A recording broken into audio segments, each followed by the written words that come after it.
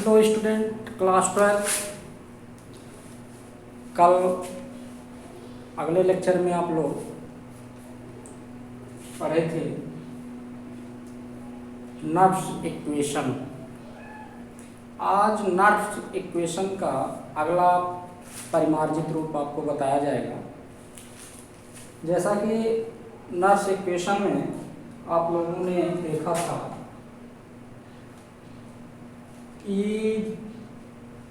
Cell equal to E zero cell minus 0.0591 upon n log 10 cube. ये Nernst equation था।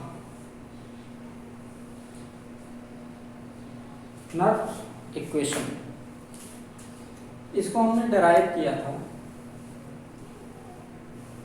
यहां से। जरा देखेंगे E cell equal to E zero cell minus 2.303 RT upon NF log 10 cube. यहाँ R equal to 8.314 और T equal to 25 degree Celsius और यह फैराडे नियतांक जो कि 96,500 कूलम होता है। T 25 डिग्री सेल्सियस, इसे केल्विन में चेंज किया हमने, तो केल्विन में इसका वैल्यू 273 प्लस 25 यानी T equal to 298 value put किया गया। अब इसी इक्वेशन को हम आगे ले चलते हैं क्योंकि यह इक्वेशन बहुत ही इम्पोर्टेंट है। यह इक्वेशन आपको मिला कहाँ से? डेनियल सेल में। डेनियल सेल जिंक और कॉपर इलेक्ट्रोड से जो डेनियल सेल बना था उसमें होने वाली अर्धसेल अभिक्रिया के द्वारा उत्पन्न किया गया था। इसमें बहुत सारी बातें आपको ध्यान देने होंगे। क्यू क्या है? अभिक्रिया भागफल है। एन क्या है? ऑक्सीकरण और अपचयन के दौरान यानी रेडॉक्स अभिक्रिया संपन्न होने के दौरान स्थानांतरित इलेक्ट्रॉन की संख्या है। आर जो है रेडबर्ग नियतांक है। ई जीरो सेल क्या है? ई जीरो सेल मानक स्टैंडर्ड इलेक्ट्रोड पोटेंशियल है। स्टैंडर्ड इलेक्ट्रोड पोटेंशियल क्या है? जब किसी धातु की क्षण को 25 डिग्री सेल्सियस ताप और 1 मोलर आयन सांद्रता वाले सॉल्यूशन में डुबोया जाता है तो धातु और विलयन के मध्य जो विभवांतर उत्पन्न होगा वही क्या कहलाएगा? ई जीरो सेल यानी मानक इलेक्ट्रोड विभव। ई सेल क्या है? इलेक्ट्रोड विभव है, वह किसी भी सांद्रता पर हो सकता है। तो ये आपका नर्व्स इक्वेशन की भी उत्पत्ति हुई थी।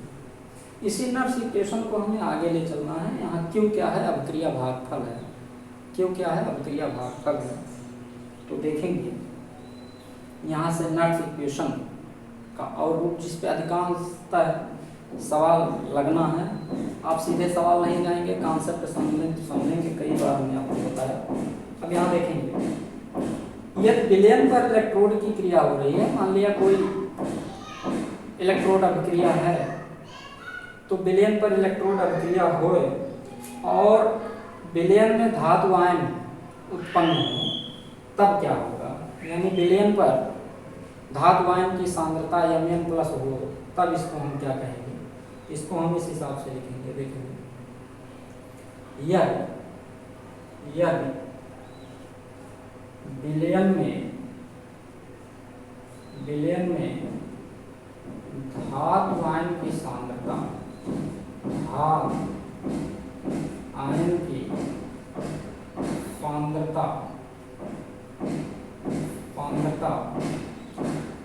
Mn प्लस है तो क्या लिखेंगे? देखेंगे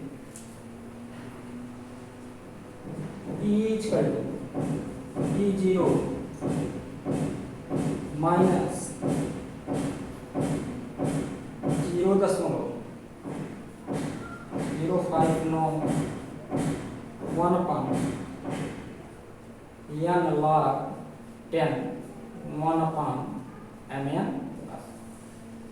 ये आपको वैल्यू मिलेगी। आई बात समझ में? ये आपको वैल्यू मिलेगा जब धातु आयन की सांद्रता हो। तो आप नर्स इक्वेशन बहुत इंपॉर्टेंट है, पूछा गया तो यहीं पे आप रख देंगे, कहीं कोई दिक्कत नहीं, ये तो केवल समझने के लिए है।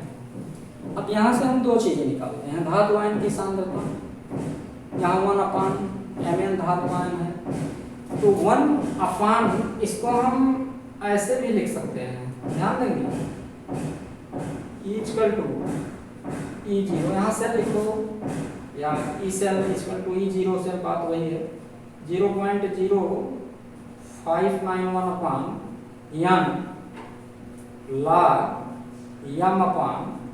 m/mn plus. कैसे?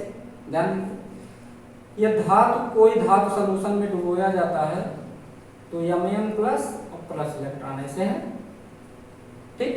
तो रेडॉक्स अभिक्रिया के लिए जरा देखिएगा, ये ऐसे है, यानी ये यहाँ होगा, ये यहाँ होगा, यानी यम धातु से Mn प्लस और प्लस इलेक्ट्रॉन उत्पन्न होंगे, या Mn plus electron equal to यम, चाहे ऑक्सीकारक, चाहे ऑक्सीकरण होगा, चाहे अपचयन होगा, ठीक है। तो ध्यान देंगे, अब करना क्या है, यहाँ देखेंगे, ये इससे उत्पन्न हुआ तो क्या हुआ, रिडक्शन, और जिसका अपचयन होता है वो क्या कहलाता है, जिसका अपचयन होता है वो ऑक्सीकारक कहलाता है, और जिसका ऑक्सीकरण होता है वो अपचायक कहलाता है। वो क्या कहलाता है, अपचायक कहलाता है। तो इस हिसाब से यहाँ पे हम लिख सकते हैं E=E0 सेल, या ऐसे भी लिख सकते हैं सेल के रूप में, E सेल बराबर E0 सेल माइनस 0.0591/n अपचायक की सांद्रता, यानी रिडक्शन, ठीक है, अपान ऑक्सीकारक की सांद्रता OX, मोलर कंसंट्रेशन OX। तो इसकी जगह पे हम ये भी लिख सकते हैं। अब ये फार्मूला कहाँ लगेगा, न्यूमेरिकल में बताया जाएगा, ये फार्मूला कहाँ लगेगा न्यूमेरिकल में, ये फार्मूला कहाँ लगेगा, इस हिसाब से देखेंगे। तो सांद्रता जब दिया रहेगा, किसी इलेक्ट्रोड अभिक्रिया में इलेक्ट्रोड की सांद्रता दिया रहेगा तो फार्मूला ये लगाना होगा न्यूमेरिकल के लिए। अब देखेंगे आगे, इसे देखेंगे नर्स इक्वेशन में, इसे हम समीकरण नंबर मान लेते हैं क्या, 1। क्या मान लेते हैं, 1, या और इसे समीकरण नंबर मान लेते हैं क्या, 2। दोनों चीजें हैं। अब यहां से क्या करेंगे, ये समीकरण आप देखिए, ये समीकरण देखिए। अब इसमें क्या करना है कि यदि भाई हम साम्य पर देखेंगे तो लिखेंगे क्या, साम्य पर, साम्य पर क्या कंडीशन होता है, साम्य पर जो होता है वो E0 जो होता है, E बराबर होता है E0, या साम्य पर E बराबर क्या हो गया, 0। जब इक्विलिब्रियम कंडीशन पर आएगा, यानी दो इलेक्ट्रोड जो धातु विलयन में डूबे हुए हैं, यदि इक्विलिब्रियम में है, यानी विद्युत धारा का प्रवाह क्या हुआ, रुक गया, तो जो इलेक्ट्रोड विभव होता है वो क्या होता है, शून्य हो जाता है। तो शून्य होगा तो हम वैल्यू इसमें रखेंगे, देखेंगे समीकरण नंबर 1 में ये हो जाएगा 0=E0 क्या आ जाएगा, सेल माइनस 0.0591/n log क्या, Kc।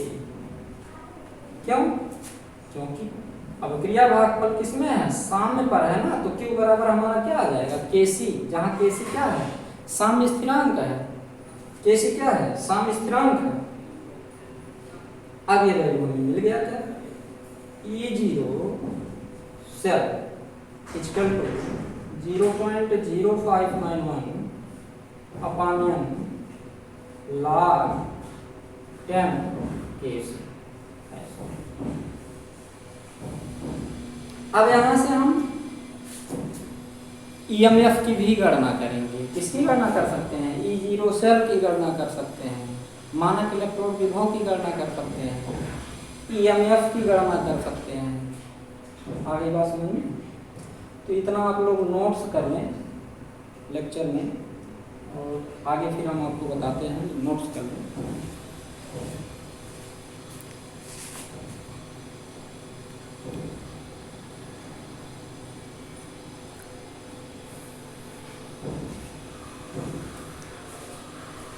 यहाँ 9 है, देखेंगे।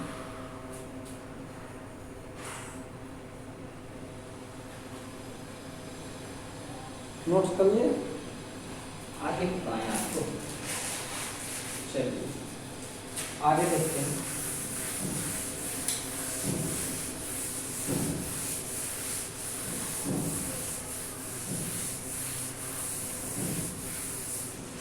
आगे आपको हम बताते हैं। देखिए, अब हम आपको बताएंगे कि डेल्टा G0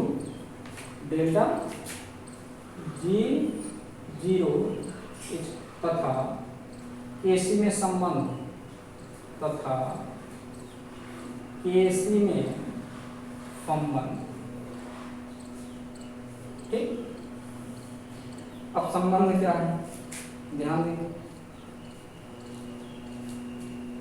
देखिए,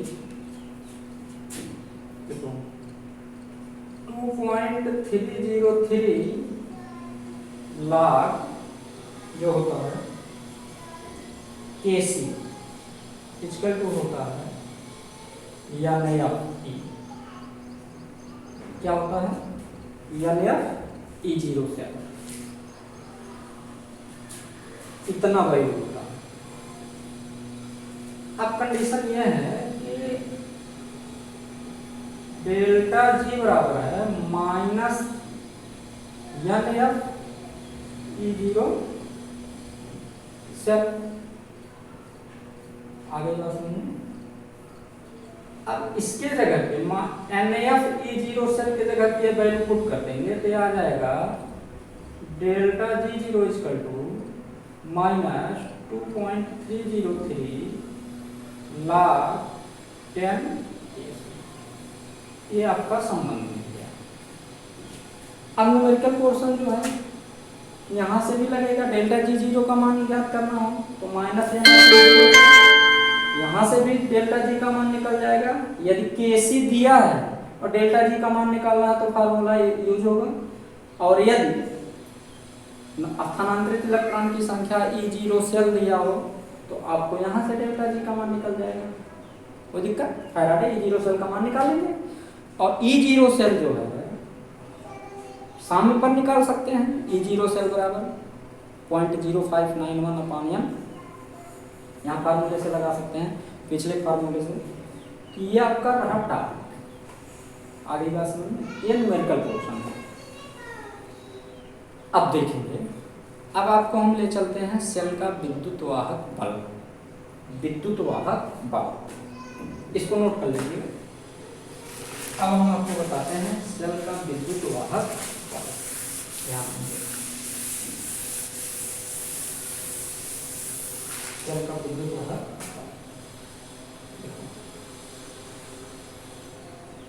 विद्युत वाहक बल ये होता है electromotive force. Electromotive force, electromotive, या इसे हम कहते हैं EMF। अब ध्यान दीजिएगा, बहुत सिंपल लैंग्वेज में आपको हम बता देंगे। जैसे मान लिया डेनियल सेल है। डेनियल सेल ये एक कंटेनर है, यहाँ एक कंटेनर है।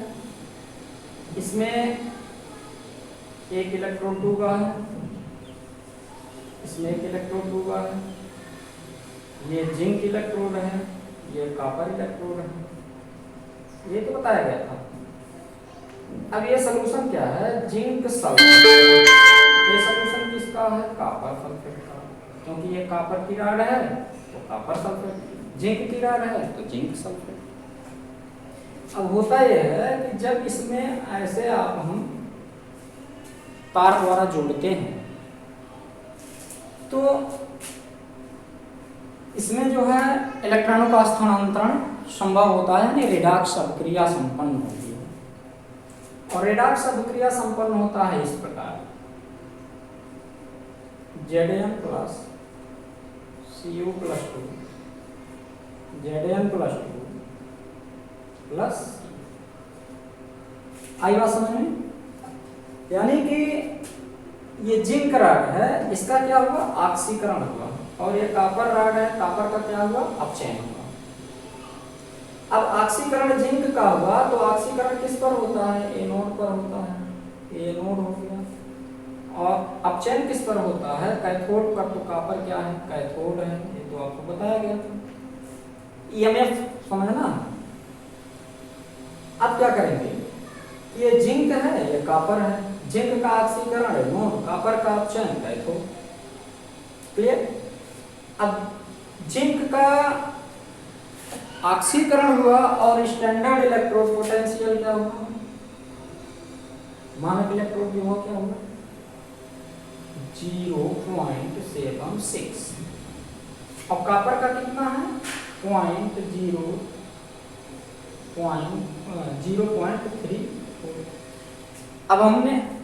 अब हमने आपको बताया था कि जिंक का ऑक्सीकरण होगा तो इसे हम निगेटिव साइन देंगे, क्या देंगे, निगेटिव साइन देंगे। और इसका अपचयन हुआ तो कौन सा साइन देंगे, पॉजिटिव साइन। इसका तो इलेक्ट्रोड विभव हो गया, किसका, जिंक का, -0.76 इलेक्ट्रॉन वोल्ट। इसका हो गया कैथोड का +0.34 वोल्ट। अब एक चीज ध्यान देना है, हमें ज्ञात करना है ईएमएफ, इलेक्ट्रोमोटिव फोर्स। अब एक चीज और बता दें, इलेक्ट्रोड विभव क्या है, इलेक्ट्रोड विभव जब किसी धातु की क्षण को उसकी किसी साल्ट के विलयन में डुबोया जाता है तो इस विलयन और इलेक्ट्रोड के मध्य जो विभवांतर उत्पन्न होता है उसे हम इलेक्ट्रोड विभव कहते हैं। लेकिन जैसे ही दोनों इलेक्ट्रोड के मध्य जो विभवांतर उत्पन्न होगा, यानी डैनियल सेल जो कि जिंक और कॉपर का बना है, दोनों इलेक्ट्रोड विभव के अंतर को हम क्या कहते हैं, विद्युत वाहक बल कहते हैं। अच्छा, अंतर करना हो तो क्या करेंगे, ज्यादा वाले में से कम को घटाते हैं। बहुत सिंपल कॉन्सेप्ट आपको बता रहे हैं। तो ज्यादा कौन है, कैथोड की वैल्यू है, और हमें ईएमएफ ज्ञात करना है, तो ईएमएफ ये निकल जाएगा, ईएमएफ इक्वल टू क्या, ई कैथोड, क्या निकल जाएगा, ई कैथोड माइनस क्या, ई एनोड, क्या निकल जाएगा, ई कैथोड माइनस ई एनोड। आगे बात समझ में, क्योंकि ज्यादा में से कम को घटाना है। इलेक्ट्रोमोटिव फोर्स क्या है, दो इलेक्ट्रोड के बीच उत्पन्न विभवांतर को हम इलेक्ट्रोमोटिव फोर्स कहते हैं। जबकि किसी धातु के इलेक्ट्रोड को, किसी धातु इलेक्ट्रोड को उसके किसी साल्ट के विलयन में डुबोया जाता है तो विलयन और धातु के मध्य जो विभवांतर उत्पन्न होता है उसे हम इलेक्ट्रोड विभव कहते हैं। तो ये आ गया electromotive force, E cathode minus E anode. अब केसेज है, केसेज क्या है, केस ये है कि ये भिन्न भिन्न सांद्रता पर भी है, क्योंकि ई लिखा है E0 से। अब ध्यान देंगे, EMF equal to E0 cell होता है, आई बात समझ में। अब E0 सेल हमें ज्ञात करना है तो क्या निकल जाएगा, इस सेल का E0 मान ज्ञात करना है तो E0 cell minus E0 cell cathode, E0 cathode minus E0 anode, भूलिएगा नहीं। अब हम E0 सेल के जगह पे EMF कर दें, EMF कर दें, आ जाएगा E0 सेल या E0 cathode minus E0 anode. ये आ गया सेल का विद्युत वाहक बल। क्या आ गया है? सेल का विद्युत वाहक बल। आई बात समझ में? तो यहाँ आप गलती नहीं करेंगे, भूलेंगे नहीं। EMF बराबर E cathode minus E anode, EMF बराबर E0 सेल, तो E0 सेल बराबर E cathode minus E anode, तो EMF बराबर E0 cathode minus E0 anode. तो ये कॉन्सेप्ट है। सवाल लगना आपका बाकी है। सवाल आपको हम बताते हैं, एक एक सवाल आपको बताते हैं। नर्स इक्वेशन पर पूरा सवाल है। पहले इलेक्ट्रोमोटिव फोर्स याद किया जाएगा, एक सिंपल सवाल थे। आगे बात समझिए। अब जैसे मान लिया इसी में कह दे कि जिंक और कॉपर का जो डेनियल सेल है, इस सेल का EMF ज्ञात करिए। तो इस सेल का EMF क्या हो जाएगा? सीधा E कैथोड कितना है देखो, प्लस 0.34 माइनस E0 एनोड कितना है, माइनस 0.76। अब क्या आ जाएगा? ये माइनस माइनस प्लस, तो प्लस 0.34 प्लस 0.56, ये आ जाएगा कितना, प्लस 110 इलेक्ट्रॉन वोल्ट। इस सेल का विद्युत वाहक बल निकल गया। क्या निकल गया? इस सेल का विद्युत वाहक बल निकल गया। E0 सेल का मान निकल गया, E का मान निकल गया। अब ये इसकी सांद्रता कितना है? 1 मोलर है और इसका टेम्परेचर 25 डिग्री सेल्सियस है, तो E0 सेल होगा। यदि इसकी सांद्रता 1 मोलर नहीं है तो इसका वैल्यू कुछ और आता। तो इस प्रकार से ये सवाल बहुत ही आसान हो जा रहा है। ये सवाल आप लोग लगाएंगे, बहुत ही आसान है, इसको नोट कर लें।